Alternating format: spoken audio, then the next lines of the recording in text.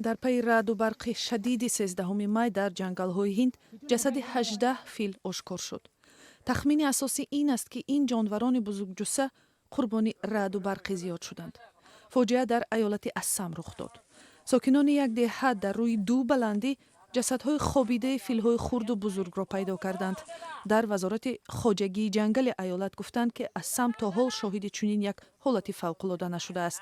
мақомот гуфтанд, ин ҳодиса таҳқиқ мешавад ва дар наздиктарин фурсат ба хотири мушаххас кардани сабаби воқеии марги филҳо колбачикофӣ анҷом дода хоҳад шуд. дар Ҳинд тахминан 27 000 филҳои навъи осиёӣ сабт шудааст ва чоряки онҳо дар ҷангалҳои аёлати Ассам ба сар мебаранд. солҳои охир бо сабаби кам шудани ҷангалҳо, куштори ғайриқонунӣ ё ҷиноии филҳо ва ҳам дуруст иҷро нашудани қоидаҳои нигаҳдории ҷангал, саршумори филҳо ҳам кам мешавад.